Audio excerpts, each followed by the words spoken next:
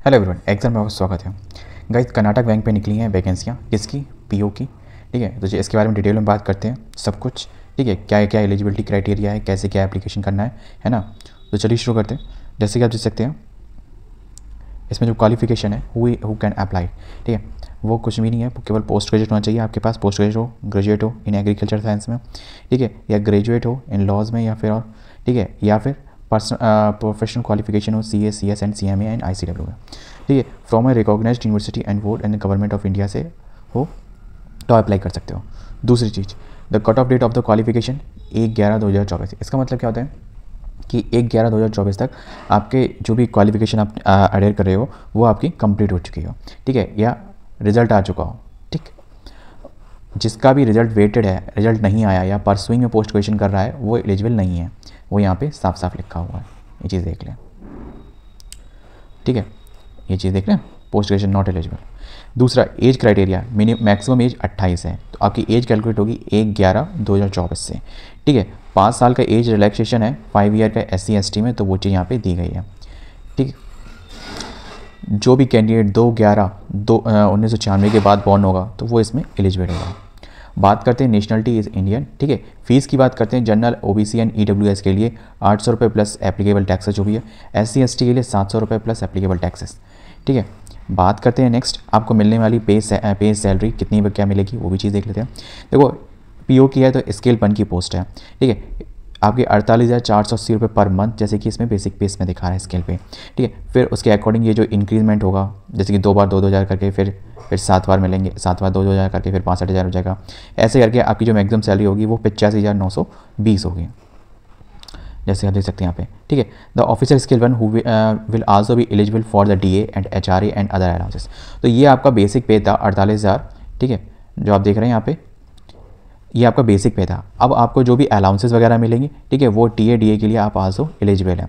ठीक है, and the perspective the force the time to time, वो भी आपके लोकेशन के अकॉर्डिंग थोड़ा बहुत चेंज है।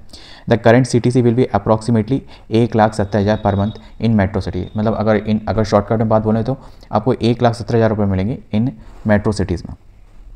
सिलेक्शन के लिए है ना, जो ऑनलाइन टेस्ट होगा, ठीक है, वो 22/12/2024 को होगा, मतलब इसी 22 दिसंबर को होगा। फॉर्म भरने की लास्ट डेट भी बहुत ज़्यादा दिन नहीं मिलेंगे।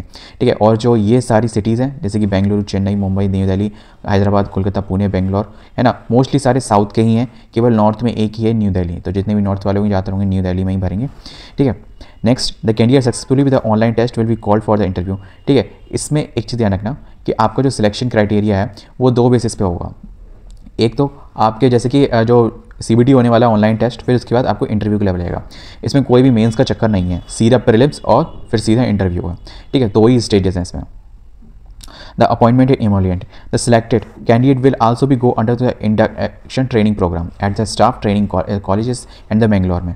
तो जो आपकी ट्रेनिंग होगी है ना, वो आपकी होगी मैंगलोर में। ठीक है, और our successful completion the said the training program they should be posted at any of the branch and the office of the bank।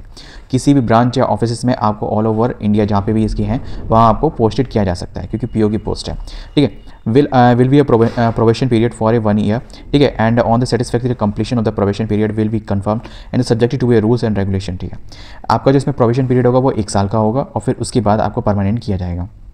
Next, service का इसमें बॉन्ड भी होगा। क्या होगा? The selected candidate will be execute undertaking a working minimum period of 3 year. ठीक है, और failing है ना, they are required to be pay the liquidate damages may be prescribed in the appointment letter.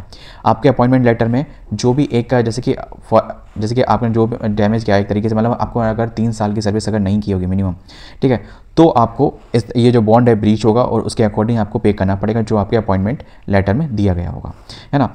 तीसरी बात, next, the eligible candidate are advise to apply online. ठीक है, कब? 30/11 से स्टार्ट हो चुका है, मतलब एप्लीकेशन स्टार्ट हो चुकी है आज से। ठीक है, और 10/12 तक लास्ट डेट है, 10/12 को लास्ट डेट है इसको फॉर्म बन गया अप्लाई करने की। ठीक है, ऑनलाइन ही अप्लाई होगा। ठीक है, जैसा कि आप देखते हैं पेमेंट करने की भी लास्ट डेट 10/12 ही है। आपकी जो एग्जामिनेशन की टेंटेटिव डेट है वो 22/12 है। होपफुली इन लोगों की एग्जामिनेशन की डेट चेंज नहीं होती है, सेम ही रहती है। बात कर लेते हैं आपकी जो प्रीलिम्स में जो पेपर में आने वाला है अभी 22 तारीख को, उसके बारे में। ठीक है, वो इसमें जैसे कि इसमें यहाँ पे लिखा हुआ है कि इसमें आपके 6 सब्जेक्ट हैं, 6 सब्जेक्ट में जैसे कि आप देखते हैं कि ये 5 हैं, ये कोर सब्जेक्ट है, ठीक है, मतलब कोर सब्जेक्ट नहीं, ये कॉमन सब्जेक्ट है और 6वां कोर सब्जेक्ट है, ठीक है। इसमें जनरल अवेयरनेस में आपका क्या रहेगा सीन, 30 क्वेश्चन 30 नंबर के 15 मिनट, है ना। पहले नंबर एक चीज़ देख लेंगे सेक्शनल टाइमिंग है कि नहीं है। देखो सेक्शनल टाइमिंग है, ये चीज़ का विशेष ध्यान रखना है, इसमें 15 मिनट मिल रहे हैं आपको। इंग्लिश लैंग्वेज में 50 क्वेश्चन 50 नंबर 35 मिनट, ठीक है। जनरल अवेयरनेस में मैंने ध्यान रखना बैंकिंग अवेयरनेस में पूरे 1 साल का बैंकिंग अवेयरनेस पढ़ देना, ठीक है। और होपफुली बजट जरूर पढ़ लेना, क्योंकि बजट के रिगार्डिंग क्वेश्चन तो जरूर आएंगे ही आएंगे। और फिर 1 अप्रैल से अभी तक का फाइनेंशियल अवेयरनेस पूरा पढ़ लेना, ठीक है। 50 क्वेश्चन 50 नंबर के, वो पर क्वेश्चन पर नंबर का है, 20 मिनट का इसमें टाइम मिलेगा। रीजनिंग में 30 क्वेश्चन 30 मिनट के, 30 क्वेश्चन 30 नंबर के और 20 मिनट का टाइम मिलेगा। क्वांट में मतलब मैथमेटिक्स में 40 क्वेश्चन 40 नंबर के और इसमें भी आपको केवल 30 मिनट का टाइम मिलेगा। बात करते हैं टोटल 200 क्वेश्चन 200 नंबर के और 120 मिनट, मतलब आपको 2 घंटे का कंप्लीट टाइम मिलेगा इसको कंप्लीट करने में। बात करते हैं आपके इसमें यहाँ पे डिस्क्रिप्टिव के बारे में। सबसे पहली बात नेगेटिव मार्किंग है इसमें 1/4 की, तो ये चीज़ ध्यान रखना, ठीक है। 5 अल्टरनेटिव ऑप्शन मिलेंगे, मतलब आपको 5 ऑप्शन मिलेंगे, उसमें से एक आपको चूज़ करना पड़ेगा, ठीक है। The question will be in eligible इन, जैसा कि आप देख सकते हैं यहाँ पे साफ साफ लिखा हुआ है, the question will be eligible in English only, ठीक है। जो क्वेश्चंस हैं वो आपके सारे उसमें ही मिलेंगे इंग्लिश में, ये चीज़ यहाँ पे मैंडेटरी है ना। दूसरा descriptive test and the English, ठीक है, language and the short notes essay and the types question, ठीक है। तो आपको शॉर्ट नोट या ऐसे वगैरह लिखने को आएगा, ठीक है। 2 क्वेश्चन आएंगे उसमें जो कि 25-25 नंबर के होंगे, ठीक है। और आपको कितना टाइम मिलेगा, आपको टाइम मिलेगा यहाँ पे 30 मिनट का इस डिस्क्रिप्टिव पेपर को करने का। तो टोटल आपके 225 नंबर का आपका पेपर है, 150 मिनट का टाइमिंग है। हाँ, इसमें और इसमें कोई खास टाइमिंग में अंतर नहीं रहेगा, ठीक है। होपफुली तुरंत आपके पास स्क्रीन पे आ जाए, ठीक है, क्योंकि यहाँ पे ऐसा कुछ टाइम जोन नहीं दिया गया, पर ये डिफरेंट दिया गया है, तो इससे ये चीज़ कह सकते हो, है ना। दूसरी बात, अब ये सारी डिटेल है आपके एप्लीकेशन फॉर्म के रिगार्डिंग, तो मैं नेक्स्ट वीडियो बनाता हूँ जिसमें कि एप्लीकेशन फॉर्म के रिगार्डिंग आपकी जो एसेंशियल चीज़ें हैं वो आपको प्रिपेयर कर लेनी है और एप्लीकेशन की पूरी प्रोसेस क्या है, ठीक हो। तो ये सारी पूरी कंप्लीट एप्लीकेशन की प्रोसेस है, ये डॉक्यूमेंट है जो रिक्वायर्ड है इसमें, ठीक है। तो जाते जाते मैं आपको एक चीज़ फिर से बता दूँ, एलिजिबिलिटी क्राइटेरिया के बारे में, जो क्वालिफिकेशन के लिए कौन अप्लाई कर सकता है, ठीक है। ये स्केल 1 की पोस्ट है ना, स्केल 1 की पोस्ट है कर्नाटक बैंक्स, ठीक है। और पीओ की है and position in the branch office, ठीक है, located across the India, all over India में, है ना। जो भी पोस्ट ग्रेजुएट है किसी भी में भी कोई दिक्कत नहीं है, कहीं पे भी हो, ग्रेजुएट हो इन एग्रीकल्चर साइंस में, तो ये यहाँ पे थोड़ा सा है ना।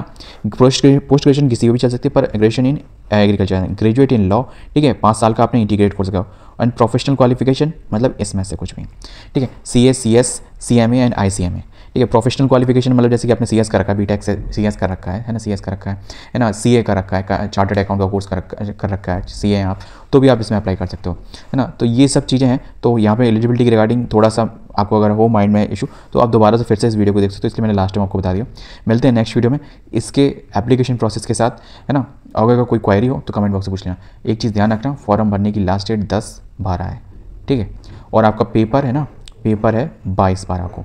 अभी आप 22/12 के अकॉर्डिंग ही यहाँ भरें, क्योंकि हो सकता है बहुत लोगों का 22 तारीख को पेपर हो, मैं किसी और की क्या कहूँ, मेरा खुद एक एग्ज़ाम है तो प्लीज़ इस चीज़ का विशेष ध्यान रखना। मेरा 21 को है, 15, 19, 21 और 22, ठीक है, लगातार रहेंगे, है ना। मिलते हैं नेक्स्ट वीडियो में इसके एप्लीकेशन प्रोसेस के साथ। जय हिंद।